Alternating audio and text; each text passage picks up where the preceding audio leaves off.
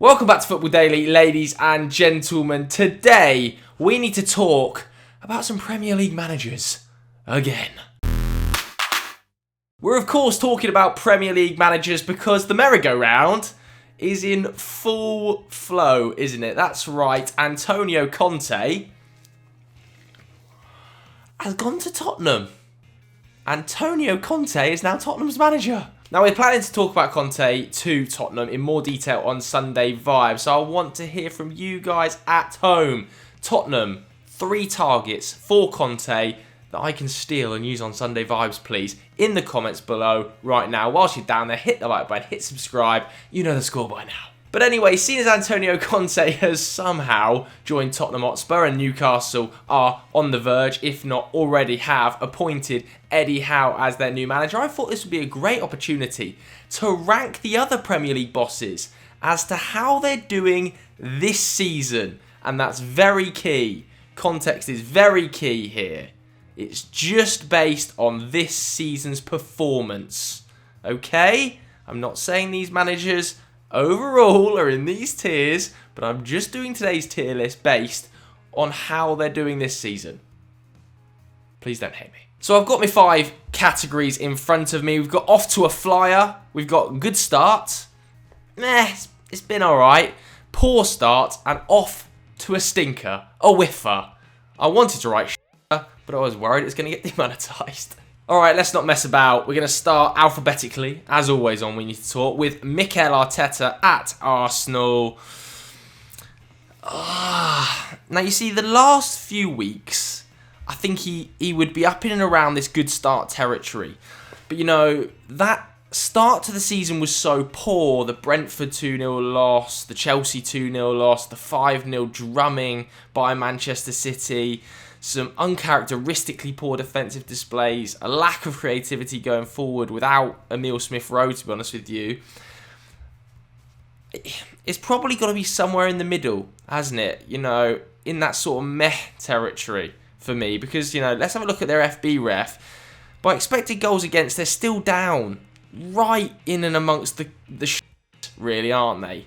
15.9 expected goals against. Even by expected goals, they're in the lower half of the table. So I don't think I can say good start, even though I think they are progressively getting better. My preseason prediction had them 5th, and I would happily stick by that now. But the start probably means we're going to stick with meh. Sorry, Mikel. Dean Smith is up next then, and I think Villa have been so poor. It's hard to say they haven't got off to a stinker. Like, the recovery post Jack Grealish, we all knew was going to be hard. They tried their best to cover it, and I actually think they did almost as good a job as they possibly could with covering it. But it just goes to show it's almost impossible to recover from selling a player as good as Jack Grealish. I mean, at this stage, they've lost 4 games on the bounce, haven't they? All in pretty horrendous fashion. He's dropped his captain, still conceded 4 goals. They're 15th in the league, and that's probably where they deserve to be by expected goals and expected goals against, in and around that sort of territory. Not good enough on any level. The defence is a shambles. The squad looks unbalanced. The 3 at the back didn't work. The 4 at the back isn't working. Buendia is struggling. Ings is hit and miss with injuries. Bailey has been injured also. This is a bit of a mess at Villa. He's definitely got off to a stinker, I'm afraid, Dino. Brentford's Thomas Frank up next then. And undeniably, Brentford have started better than I thought they would. I really showed them a lack of respect in my preseason predictions. How I had Norwich finishing above them. How? That's shameful from me. I'm not going to lie. I think, like, you could say they've got off to a good start. But I don't want to go that high early with Brentford. Like, the Burnley loss was a bit of a crash back down to earth. Meh is maybe hard. I would probably have them like 2.5. I'm going to put him in meh just to start with, because I feel like if I go that high early, then the rest of my list may get f***ed up. I'm going to put him in meh for now. I might end up tweaking it slightly once I see where I put the other guys. Hope that makes sense. Anyway, up next, we've got a guy who I do want to put right up there. I mean, Graham Potter's stock just keeps getting higher and higher and higher. It feels like a matter of time before he's at a super club. Graham Potter, definitely the best English manager out there right now. Yeah, good start, I think.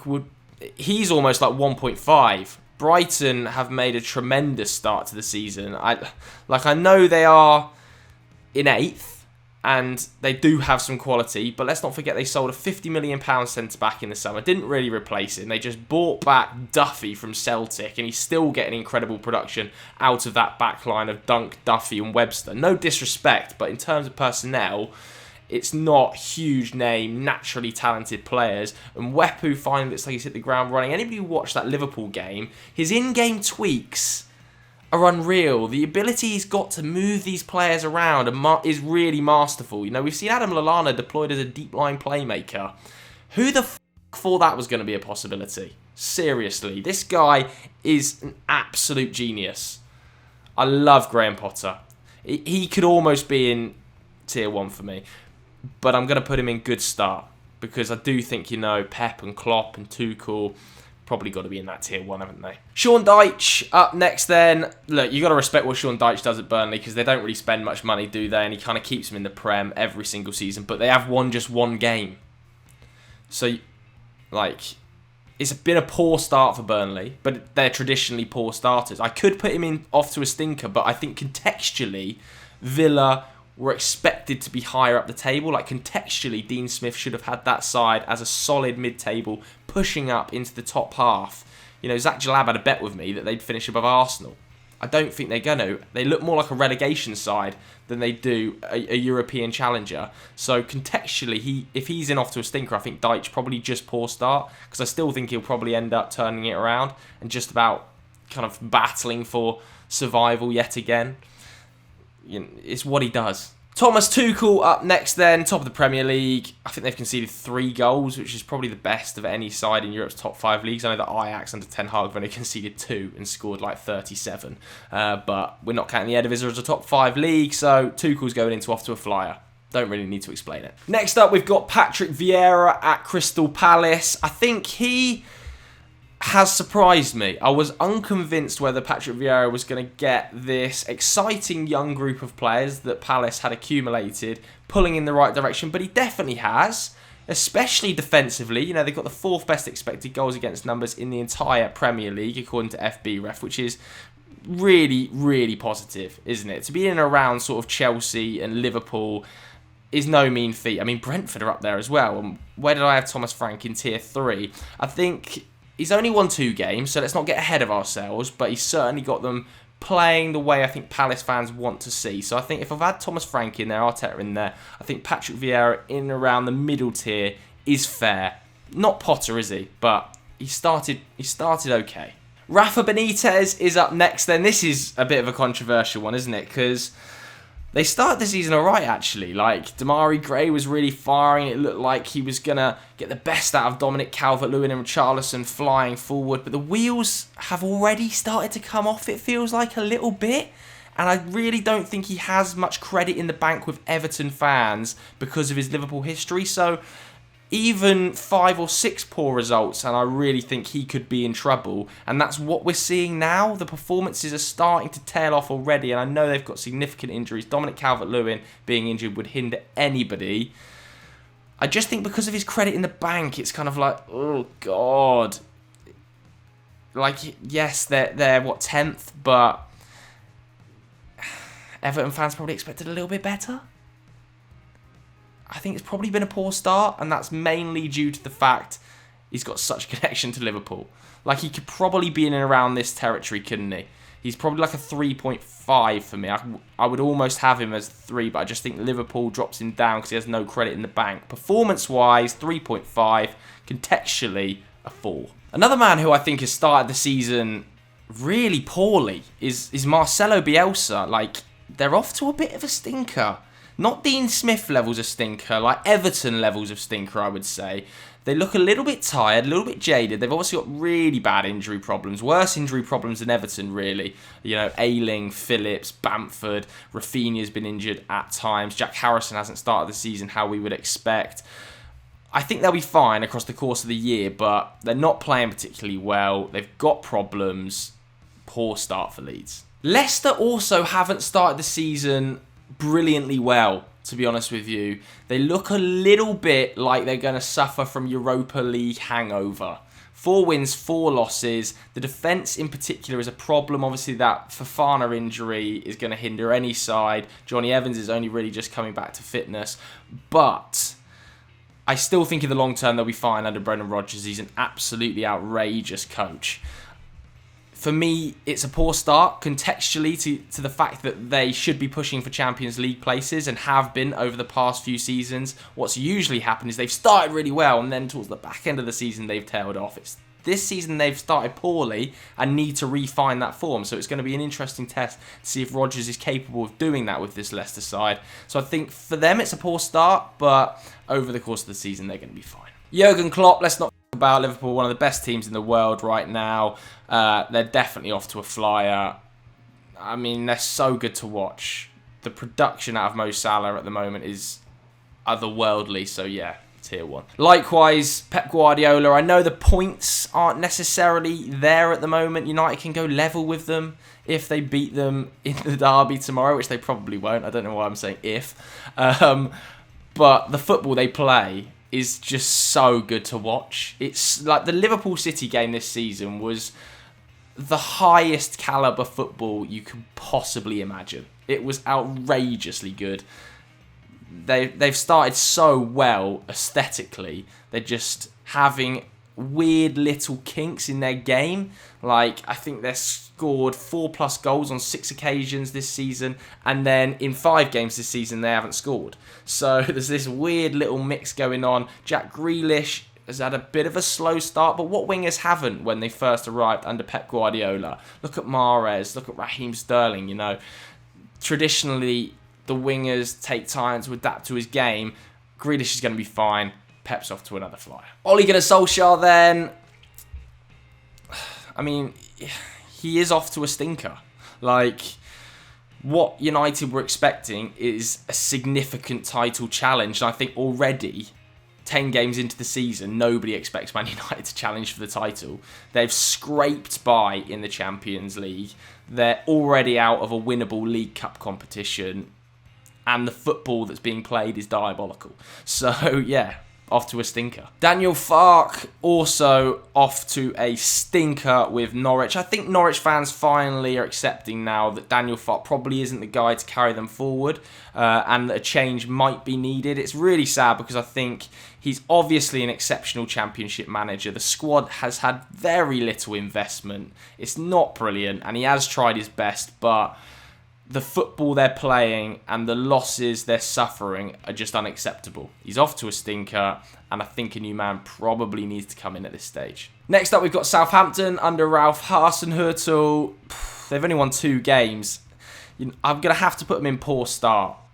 I think there have been bright spells. You know, Tino Livramento looks such a good find, doesn't he? Salisu certainly is improving, but going forward, they're just struggling to put the ball in the back of the net right now. I think they've got the same amount of goals as Tottenham, who've obviously already sacked Nuno. I think the only team that scored less goals than this season is Norwich.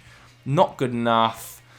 They'll probably end up being safe, but it is just a poor start given that 2 months ago Hasenhüttl was saying this is his best ever Southampton squad. I'm not sure. We've got David Moyes up next then. Obviously, West Ham are off to an absolute flyer. He has to go in tier 1. He's doing a brilliant job there. His backroom staff are excellent. I'm going to continue to bang the drum that Declan Rice so far this season has been the best centre-mid in the league, and that is largely down to David Moyes. They're doing really well in Europe as well. They have knocked United and City out of the League Cup. I mean, so far, he's been manager of the season. There's no 2 ways about it. He's doing an outstanding job at West Ham. Wolves' Bruno Lage is up next then. And do you know what? I think Wolves have been really unlucky. Like, he could almost be in 2. I think he's actually had a really good start as Wolves manager. So I'm tempted to put him in 2, but the results haven't been there. His underlying numbers are exceptional. They're playing much better football than they did under Nuno. If the results had been there, I'd have him up there alongside Graham Potter. Where are they in the league? Seriously, Wolves. They're above Brighton. They're above Brighton. So, do I now have to put Bruno Lage in good start? I mean, Mikel Arteta is also obviously above Brighton, but we were expecting Arsenal to finish above Brighton, for goodness sake. That's a given. That should be a given. Wolves and Brighton, you would have said, sort of battling it out as similar level sides. And Lage is playing really nice, attractive foot. I'm going to put Bruno Lage in good start. Come at me. Now, the reason I've left these next three to the end is because one of them is not officially confirmed as manager, one has not managed a game as manager of Tottenham Hotspur, and one has managed just 3 games, so it's hard to judge. Claudio Ranieri, he's won 1, scoring 5 goals. He's lost 1, scoring 5 goals, and then he's lost to a pretty average Southampton side, so I can't really rank him, can I? I'll just put him in there just because he's an impossible rank. Now, these last 2, I can't rank at all because I haven't managed a game for their respected sides. So what I'm going to think about doing here is how I'll basically rank them on how they fit. 1 being the best fit, 5 being the worst fit. And Antonio Conte obviously is going in tier 1. I think it's one of the best appointments contextually compared to that level of side I've ever seen. Like, we're talking about the 3rd or 4th best manager in the world joining a struggling, underwhelming Tottenham side that have consistently underperformed comparatively to their squad quality. I think the squad is really nicely aligned to playing a 3 at the back system. I think Son and Kane going forward are going to be insane under Conte. Really excited to see how he lines up with that midfield 3. Works better for the wing backs, covers for the deficiencies of the centre back. It's just such a good fit. It's just outrageous that Tottenham have pulled that off. It honestly pisses me off. It's worrying. It is worrying. And finally, Eddie Howe. Looks like he's going to take over at Newcastle, obviously after Unai Emery rejected the Saudis' advances. And I think that's a really poor fit. To be honest with you. I don't dislike Eddie Howe as a manager, and I think he actually gets pretty good attacking production out of his sides. But defensively, at Bournemouth, it was a mess. Look at the seasons he was Bournemouth manager and look at the amount of goals and chances and expected goals they were conceding.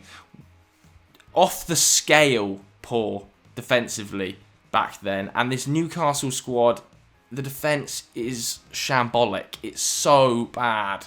I think he probably will get good production out of Sam Maximan, who might be the most talented player he's ever worked with. He might get more production out of Callum Wilson and a player like Ryan Frate. But defensively, this could end ugly. And this is the guy who's got to keep them in the league. He's got to keep them up this season. I would be slightly worried if I was a Newcastle fan. So that was my tier list of managers' performance so far this season, plus Howe, Conte and Ranieri. If you did enjoy it, make sure you hit the like button. Leave a comment as well, as I said earlier, telling me which free signings you want Conte to make as Spurs manager so I can rob them on Sunday Vibes. Thanks very much for watching, everybody. See you later. Bye.